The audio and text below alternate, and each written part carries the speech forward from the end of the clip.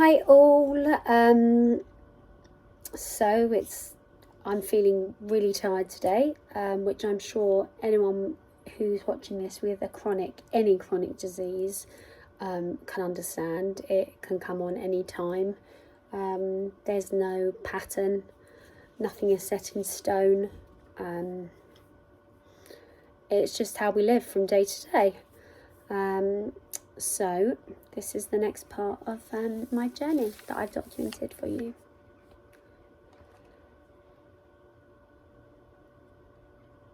There was a period of my life about 12 years ago where it was my chest and my sinuses that were the issue. I was in and out of hospital, but the children were so little they didn't have a clue. Or maybe they did. Lacey was 18 months old, and one night I was up all night with her, and the pains in my chest were so horrific I couldn't even hold her. I'll never ever forget that night, because then I was taken off to hospital again for 2 weeks. But what about the parties she had? One in particular when I had just had a sinus operation and I wasn't allowed to be around a lot of people, so I spent her whole party in the kitchen, away from anyone. These are the things that I will remember. But is that what she remembers of me? I finally got a handle on how to deal with my chest and sinus infections in May 2019. It had taken about 10 years. And I was doing great for 5 months.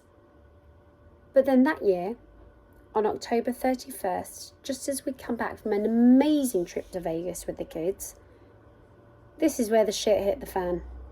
What stays in Vegas apparently comes back with you. Something didn't feel right. I felt like I was walking on air, and then as the days went by, the symptoms got worse and the whole right side of my face felt numb and tingly. Almost like when you've been to the dentist and they've injected you before taking a tooth out. It feels all puffy and you can kind of feel it, but you can't. I took antihistamines. I was like, what is going on? I went to the doctor, and after a week of toing and froing, they told me it was just a virus. I said to them, this isn't a virus. I just felt it in my body. Finally, the doctor said, well, for peace of mind, we'll send you to a neurologist. Well, that peace of mind was the best thing that could have happened to me. I immediately saw a neurologist. Again, everything seemed fine. My reflexes were great.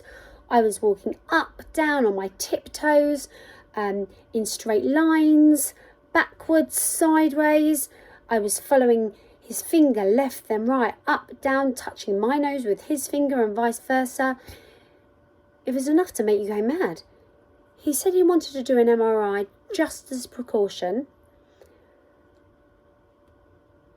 And it was probably just a nerve, nothing sinister, and he would just give me some pills. The next day, I dashed to the MRI scan, knowing I had to go and have a pre-op assessment for my endometriosis. Oh yeah, I've got it all going on. I was all in a panic. And he rang me as soon as I got in that night. Sorry, Natalie, you need to get your stuff together. Pull yourself together and come and see me at the hospital tomorrow morning. We found some lesions on the brain. So after crying hysterically, but also not trying to wake the kids, I passed the phone to Mark so he could deal with it, who then called my mum, who then called my sister. And before I knew it, all the family was over. I couldn't understand what lesions on the brain meant, and for once, I didn't do a Dr. Google search. The next morning, we arrived at the Royal Free, and whilst we were parking, I cancelled my other operation, which I was really annoyed about because I had other pain in my body. I arrived to the 12th floor where I was led to my room. They wanted to do bloods and a lumbar puncture. I'm very much, if I'm there and you need to do it, just do it kind of person. No messing around. So after they did it all,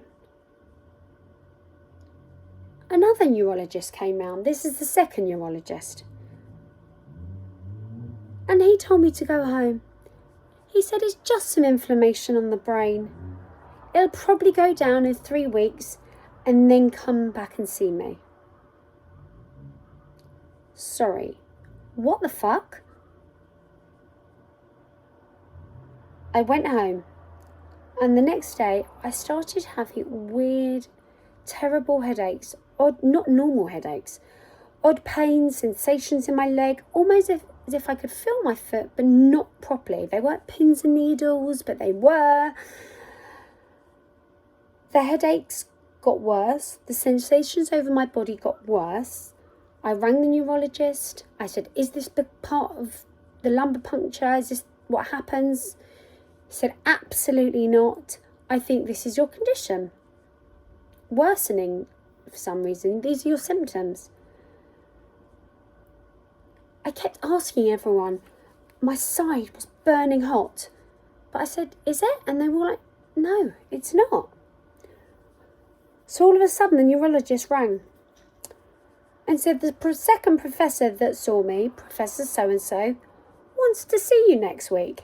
This is the one that told me just to come back in 3 weeks and it was a bit of inflammation. In my head, I'm thinking, dick. He just told me that all I had was inflammation and clearly did not give a shit. And now he's giving a shit. None of it made sense. So Monday night came and I managed to get myself to the clinic to see this professor. My head was banging. I could barely, at this point, lift it up off the sofa or from the bed. The tingling was horrific. Imagine feeling 1,000 ants crawling all over your face and the top of your head. I'm not sure I'm cut out for I'm a celeb.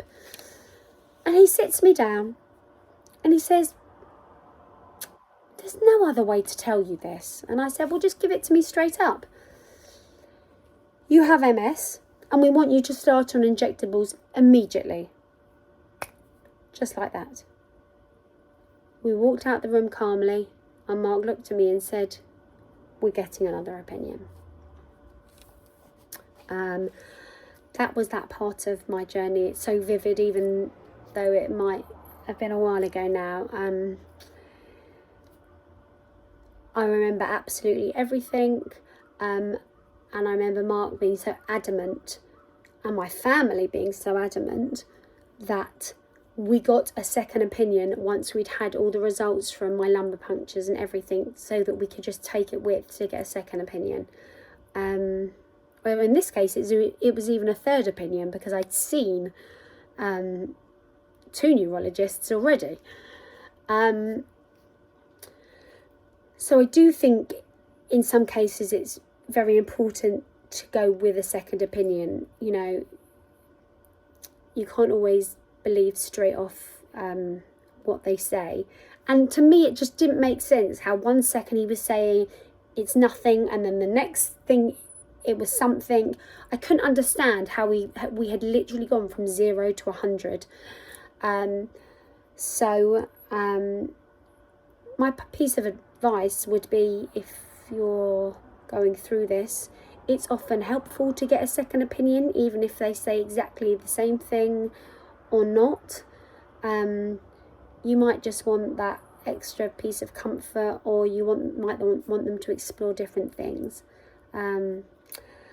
But that was how I felt that week. So I'll let you know shortly. The other episode will be out. See you later. Thank you so much for listening. Bye.